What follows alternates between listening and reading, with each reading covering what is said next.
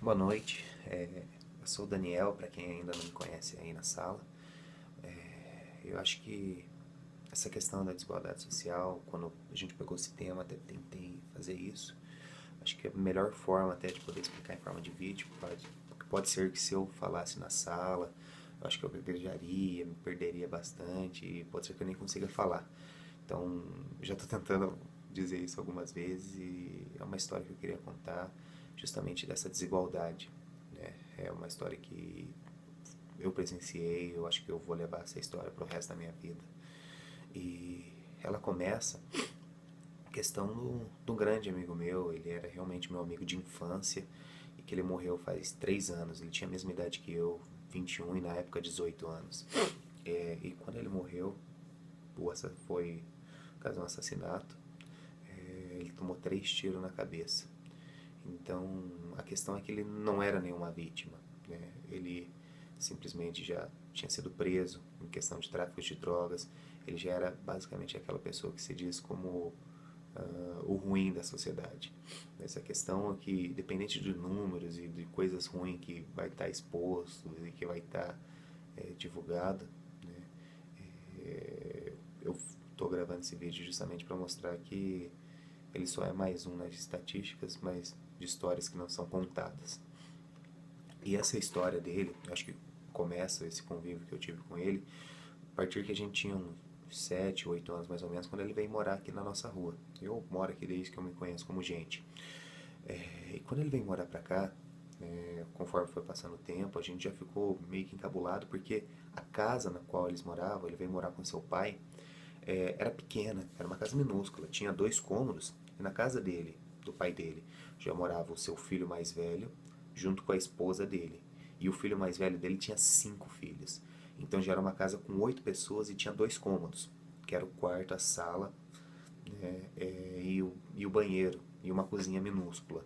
Então, basicamente 2 cômodos ali moravam 8 pessoas, 9 pessoas com o Everton, que chegou por último. E conforme foi passando a idade, querendo ou não, o dono da casa era o irmão mais velho e a irmã mais velha dele. E por inúmeras vezes que foi acontecendo, conforme a gente foi crescendo, ela expulsava ele diretamente de casa. Várias e várias vezes. Ele já dormiu na frente da minha casa porque teve um dia que eu não estava em casa, ele me chamou e eu não estava aí e ele não queria dormir ali. Ele dormiu no portão da minha casa. E todas as vezes que ela expulsava, eu tentava trazer ele para pelo menos ter o cara até onde ele dormir e poder comer alguma coisa. E uma dessas vezes que ele me contou, ela expulsou ele de casa justamente por ele ter comido a mistura. E a mistura deles naquela noite era um miojo, e esse miojo ele comeu cru, para ele não ter que cozinhar e ela não ver esse cheiro da água ferver e, consecutivamente, não deixar ele comer também. Então, o complicado da situação é que ele já não tinha uma base familiar de uma estrutura boa, porque os tios dele também já eram mexido com roubo de carro, então já era uma situação muito ruim. E até mesmo em questão de amizade, que as deles também eram as minhas. Tinha um pessoal mais velho que mexia ali em questão já com tráfico de drogas, já manipulava algumas coisas, que era os nossos amigos, e até alguns são amigos nossos até hoje, né? E a questão do pai dele também, quando a gente soube, né, quando ele foi morar pra lá, a gente viu o pai dele batendo nele diversas vezes, descontando coisas que ele não tinha nada a ver, simplesmente porque ele tá alucinado, ele estava dopado de álcool e estava fora de si, e ele tinha que ter alguém para descontar. E ele batia várias e várias vezes naquele menino. E a situação, que eu não podia chamar ele também todas as noites para tentar acolher, justamente porque o meu padrasto em si também era muito egoísta. E ele falava: cara, você está pegando comida da nossa casa, nossa comida, e você está dando para ele. Mas a questão é que o pouco que era pra gente era muito para ele. Ele não tinha nada, ele não tinha nada. E conforme a gente foi crescendo, até ele também se apegou até na amizade naqueles meninos que eram os mais velhos, eu tive que me mudar. E eu passei alguns anos fora daqui. E quando eu acabei voltando, né, já devia ter por volta de uns 15, 16 anos, ele já não era basicamente o mesmo menino. Ele já não estava mais morando ali. E eu busquei saber, né, o que aconteceu com o Everton, o que houve com ele. E ela falou que já tinha sido preso, né, já tinha passado ali com o menor de idade, justamente também por tráfico de drogas. E eu fiquei procurando, tentei manter contato. Até que quando eu consegui conversar com ele falou que teve uma vez, ele conseguiu é, um emprego, né, que era justamente com aqueles meninos mais velhos, e que ele estava ganhando muito bem por isso. E eu falei, e aonde que você está dormindo? Aonde que você está morando? E ele morava em... Ele falou, cara, não tenho casa ainda, né? Não tenho uma quarto, nada. Mas eu durmo hoje todas as noites em um quarto de motel. Pago R$ 30 e é onde eu tenho para tomar banho, e é onde eu tenho para poder dormir.